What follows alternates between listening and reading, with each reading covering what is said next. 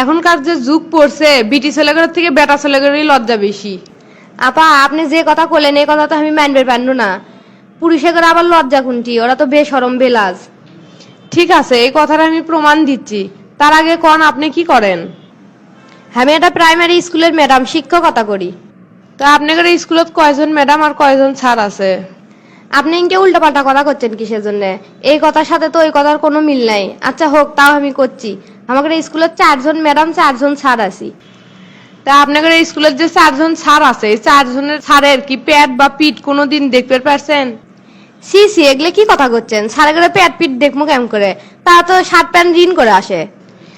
মানসিক দেহ দেখানো এক ধরনের নির্লজ্জতা। এই কাজটা সাধারণত বেটা ছেলেরা করে না।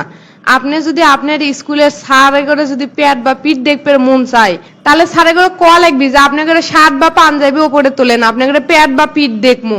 তখন স্যার মনে মনে ভাববি যে আপনি নিঘাত পাগল হয়ে গেছেন। আর মেয়ে করে পেট বা পিঠ কত অ্যাঙ্গেলে কত দিক দিয়ে ছেলে মানুষেরা দেখছে তার ঠিক নাই। আপনি একবারে মিছে কথা কননি, কিন্তু তাই বলে ইঙ্গে করে কবেন? শরম লজ্জা সব মাথা খায়। আপনি যে বুঝিচ্ছেন না, ওই জন্য আপনার চোখে আঙুল দিয়ে বুঝে দিন। বেটা ছেলেরা পেট বা পিঠ বার করা পোশাক পরে বাইরে কিংবা অফিস আদালতে যায় না, এটা তাগরে একটা স্বাভাবিক লজ্জা। এই লজ্জা থাকা উচিত আসলো বিটি ছেলে করে। অথচ বিটি ছেলেরা ক্যাঙ্কা করে গলা আর একটু বড় করে কাঁধ বা বুকের উপরে অংশ বের করা যাবে সেই চেষ্টা করে, ক্যাঙ্কা করে জামার হাতার উপরে অংশ কেটে মাসেল দেখানো যাবে সেই চেষ্টা করে।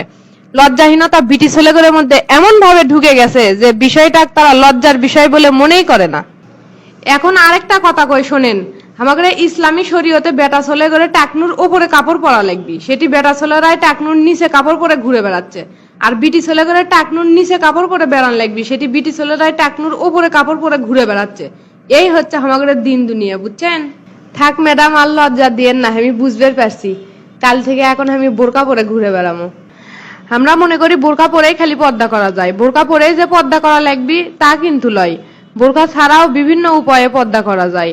যেমন আপনি কোনো কাপড় বানালেন, সেই কাপড়টা বড় সড়ো করে বানালেন যাতে আপনার শরীর না দেখা যায়, বাহিরের কোনো লোক যাতে আপনার শরীর না দেখতে পারে। তারপর যদি ধরেন চুল ঢাকার জন্য হিজাব ব্যবহার করলেন যাতে পরপুরুষ চুল না দেখতে পারে। যদি আপনার ফিতনার সম্ভাবনা থাকে তাহলে আপনি মুখ ঢাকতে পারেন। আর যদি আপনার ফিতনার সম্ভাবনা না থাকে তাহলে আপনি মুখ খোলা রাখতে পারেন।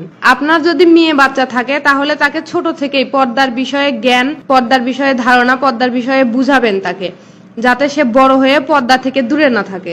আপনার শেষের কথাটা আমার খুব ভালো লাগলো। আজ থেকে আমার বিটিকে আমি পর্দা শিখাবো। এই আমি রেডি, তাড়াতাড়ি চলো। আর দেখো তো আমাকে কেমন লাগতেছে। বাইরে প্রচন্ড গরম, রোদের তাপও অনেক বেশি, মাথায় কাপড় দাও। এত সুন্দর করে সাজলাম কি মাথায় কাপড় দেওয়ার জন্য?